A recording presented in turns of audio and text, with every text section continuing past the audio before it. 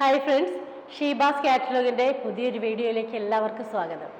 ഇന്ന് പതിവിലും വ്യത്യസ്തമായി ഞാൻ എൻ്റെ സ്റ്റുഡിയോയിലാണ് ഇൻട്രോ പറയാനിരിക്കുന്നത്. അതിന് കാരണമുണ്ട്. നമ്മുടെ ഈ വ്ളോഗ് ഞാൻ കഴിഞ്ഞ ദിവസം ഒരു യാത്ര പോയിരുന്നു, ഡൽഹിക്കാണ്. അത് ഒറ്റയ്ക്കായിരുന്നതുകൊണ്ട് എൻ്റെ സ്ഥിരം ക്യാമറാമാനായ എൻ്റെ ഹസ്ബൻഡ് കൂടെ ഇല്ലായിരുന്നു. അപ്പോൾ കുറച്ച് വിഷ്വൽസൊക്കെ ഞാൻ എടുത്തിട്ടുണ്ട്. കൂടുതലും ഞാൻ സ്ഥലങ്ങൾ കാണാൻ പോയതാണ്, എങ്കിലും എന്നെക്കൊണ്ട് പറ്റാവുന്ന രീതിയിലുള്ള വിഷ്വൽസൊക്കെ ഞാൻ എടുത്തിട്ടുണ്ട്. അപ്പോൾ അതുകൊണ്ടാണ് ഞാൻ ഇവിടെ ഇരുന്ന് ഇന്ന് ഇങ്ങനെ ഒരു ഇൻട്രോ പറയുന്നത് കേട്ടോ. ഞാൻ ആദ്യം തന്നെ പോയ സ്ഥലം ഡൽഹിയിലെ റെഡ് ഫോർട്ടാണ്, ചെങ്കോട്ട. അപ്പം നമുക്ക് നേരെ അതിൻ്റെ കുറച്ച് കാഴ്ചകളിലേക്ക് ഒന്ന് പോയി വരാം. റെഡ് ഫോർട്ട് നമ്മുടെ ഡൽഹി യാത്രയുടെ ആദ്യ ദിനം നമ്മൾ സന്ദർശിക്കാൻ പോയത് തന്നെ റെഡ് ഫോർട്ടിലാണ്. ഞാൻ മലയാളത്തിൽ തന്നെ പറയാം, നമ്മുടെ ചെങ്കോട്ടയിലാണ് കേട്ടോ. അതിൻ്റെ എല്ലാ എക്സൈറ്റ്മെൻറ്റും ഉണ്ടായിരുന്നു. രാവിലെ തന്നെ ചെങ്കോട്ട കാണാനായിട്ട് അറിയും. ശരിക്കും സോഷ്യൽ സ്റ്റഡീസിൻ്റെ ബുക്കിലും അതേപോലെ തന്നെ എല്ലാ വർഷവും TV-യിലും ഒക്കെ കാണുന്ന ഒരു ചെങ്കോട്ട ശരിക്കും നേരിട്ട് കാണാൻ സാധിച്ചപ്പോൾ ഉണ്ടായ ആ ഒരു എക്സൈറ്റ്മെൻറ്റ് എനിക്ക് പറഞ്ഞറിയിക്കാൻ പറ്റാത്തതായിരുന്നു കേട്ടോ. ഈ ചുവന്ന കട്ടകളും മണലും ഒക്കെ കൊണ്ട് 17-ാം നൂറ്റാണ്ടിൽ ഷാജഹാൻ രാജാവ് പണി കഴിപ്പിച്ചിരിക്കുന്ന ഈ ഒരു മുഗൾ സാമ്രാജ്യം ശരിക്കും പറഞ്ഞാൽ അതൊരു ഭയങ്കര ഒരു അത്ഭുതം തന്നെയാണ് കേട്ടോ. ആ കാലത്ത് എങ്ങനെ ഇത്രയും വലിയൊരു നിർമ്മിതി ഉണ്ടായെന്നുള്ളത് എനിക്കിപ്പോഴും മനസ്സിലാകാത്തൊരു കാര്യം തന്നെയാണ്. അന്നത്തെ കാലത്ത് രാജാക്കന്മാര് രാജകുടുംബം താമസിച്ചിരുന്ന ഒരു സ്ഥലം തന്നെയായിരുന്നു ഈ ഒരു ചെങ്കോട്ട. ശരിക്കും 2 കിലോമീറ്ററാണ് ഇതിന് ചുറ്റളവ്. അതുകൊണ്ട് ഇത് ശരിക്കും കണ്ടു തീരണമെങ്കിൽ കുറേ സമയമെടുക്കും. അത്ര ഭംഗിയാണ്. നമുക്കിനി നേരെ ഇത് കടന്നിട്ട് ഇതിൻ്റെ ഒരു പടിഞ്ഞാറ് ഭാഗത്താണ് ഇതിൻ്റെ മെയിൻ കവാടം കേട്ടോ. നമ്മൾ കയറി പോകേണ്ട, ഇതിനുള്ളിലേക്ക് കയറേണ്ട എൻട്രൻസ്. അതിനുവേണ്ടി നമ്മൾ ടിക്കറ്റൊക്കെ എടുത്ത് വന്ന് തിരിച്ച് നമ്മൾ വീണ്ടും ആ വഴി തന്നെ വന്ന് വേണം നമ്മൾ ഇതിൻ്റെ മെയിൻ കവാടത്തിലേക്ക് എത്തിച്ചേരാനാണ്. ഇതിന് ലാഹോറി ഗേറ്റ് എന്നാണ് പറയുന്നത് കേട്ടോ.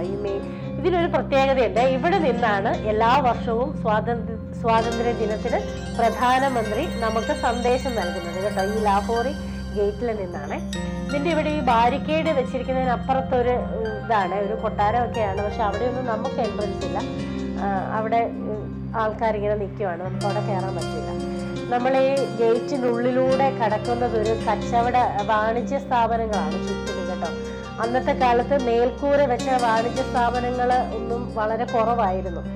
ഇവിടെയുള്ള രാജകുടുംബാംഗങ്ങൾക്കൊക്കെ ഉള്ള ആഡംബര വസ്തുക്കൾ വിറ്റഴിച്ചിരുന്നൊരു വാണിജ്യ സ്ഥാപനമാണ് ഈ ഗേറ്റിനുള്ളിൽ നമുക്കിപ്പോൾ കാണാം. ഗേറ്റിൽ എനിക്ക് അധികം എടുക്കാൻ പറ്റിയില്ല, കാരണം ഭയങ്കര ജനത്തിരക്കായിരുന്നുകൊണ്ട് ഡീറ്റെയിൽ ആയിട്ടൊന്നും നമുക്ക് എടുക്കാൻ പറ്റുന്നില്ല.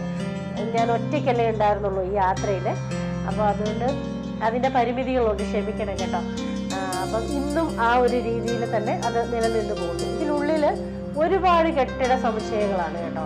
ഇതിനുള്ളിൽ വല്ല മാർബിളിൽ തീർത്ത കുറേ കെട്ടിടങ്ങളൊക്കെ ഉണ്ട്, അല്ലാതെ നിർമ്മിതികളുണ്ട് എല്ലാം. പക്ഷേ എല്ലാത്തിനും ഭയങ്കര പ്രത്യേക വാസ്തുഭംഗിയും ഓരോന്നും ഓരോ കെട്ടിടങ്ങളും പ്രത്യേകതയുണ്ട്. ഈ ഒരു മണ്ഡപം എന്ന് പറയുന്നത് അന്നത്തെ കാലത്ത് രാജാവ് ജനങ്ങളെ അഭിസംബോധന ചെയ്യുന്നൊരു സ്ഥലമായിരുന്നു കേട്ടോ.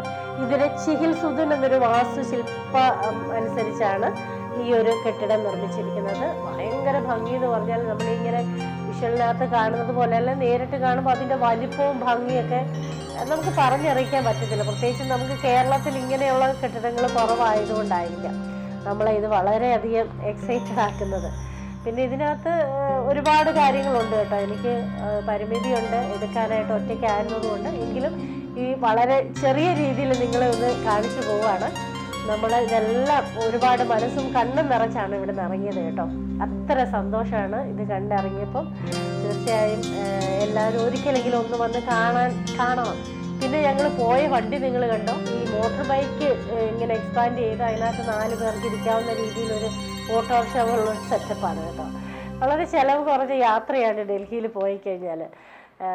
നല്ല അടിപൊളി. ഇനി ഞങ്ങൾ നേരെ തിരിച്ച് അടുത്ത സ്റ്റേഷനിലേക്ക് പോവാണേ. അപ്പോൾ നമ്മുടെ ഈ ചെറിയ വീഡിയോ നിങ്ങൾക്ക് എല്ലാം ഇഷ്ടപ്പെട്ടു എന്ന് കരുതുന്നു. അപ്പം ഇഷ്ടപ്പെട്ടെങ്കിൽ ഒന്ന് ഷെയർ ചെയ്യണേ. അതോടൊപ്പം തന്നെ നമ്മുടെ ഈ ചാനൽ കാണുന്ന ആരെങ്കിലും ഇത് സബ്സ്ക്രൈബ് ചെയ്തിട്ടില്ലെങ്കിൽ ഒന്ന് ചെയ്തേക്കണേ.